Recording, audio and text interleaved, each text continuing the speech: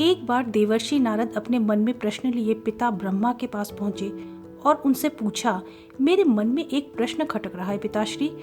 आप सृष्टि के पिता हैं, देव और दानव दोनों ही आपकी संतान हैं। भक्ति और ज्ञान में देवता श्रेष्ठ हैं और शक्ति एवं तपाचार में दानव श्रेष्ठ हैं। तो इन दोनों में कौन अधिक श्रेष्ठ है? आपने देवों को स्वर्ग और दानवों को पाताल में स्थान क्यों दिया? नारद का प्रश्न सुनकर ब्रह्मा जी बोले, देव और दानव दोनों ही मेरी संतान हैं और अपने दोनों संतानों की तुलना अपने मुंह से करना मुझे शोभा नहीं देता। तो मैं एक काम करता हूँ जिससे तुम्हें अपने प्रश्न का सही उत्तर मिल जाएगा। एक काम करो, तुम आज ही देवों और दानवों को मेरी ओर से भोज पर आमंत्रित करो। कल हम उनके लिए भोजन का आयोजन करेंगे। नारद जी तुरंत देवों और दानवों को निमंत्रण दे आए। दूसरे दिन दानव भोजन का आनंद लेने पहले पहुंच गए। उनको भोजन की थाली परोसी गई। वे भोजन शुरू करने ही वाले थे कि ब्रह्मा जी हाथ में कुछ लकड़ियां लेकर उपस्थित हो गए और बोले, मैं यहाँ उपस्थित हर अतिथि के दोनों हाथ में इस प्रकार लकड़ी बांधूंगा कि कोहनी मुड़ने न पाए। अब कोहनी ही नहीं मुड़ रही तो ऐसी स्थिति में भोजन का निवाला मुंह में कैसे डालें?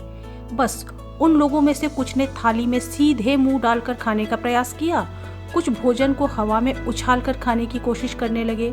ये सब देखकर नारद मुनि हंसने लगे। अंत में दानव नाकामयाब होकर बिना खाए ही उठ गए और गुस्से से बोले, ऐसे ही अपमान करना था तो हमें बुलाया ही क्यों? अब देवता लोग आने वाले हैं, उनके हाथ भी बांधना, फिर हम उन पर हंसेंगे।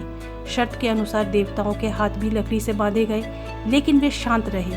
वे समझ चुके थे कि खुद अपने हाथ से भोजन करना असंभव है, इसलिए वे थोड़ा आगे खिसक गए और दो दो की जोड़ी बनाकर आमने सामने बैठ गए।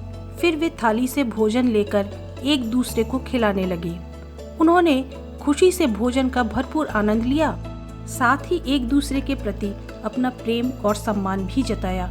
ये सब देखकर नारद जी मुस्कुराए और अपने पिता से बोले, पिताश्री, आपकी लीला अपरंपार है। युक्ति, शक्ति और सामर्थ्य का प्रयोग स्वार्थ हेतु करने की अपेक्षा परमार्थ के लिए करने वाला ही श्रेष्ठ होता है और ये आपने बखूबी सिद्ध कर दिया।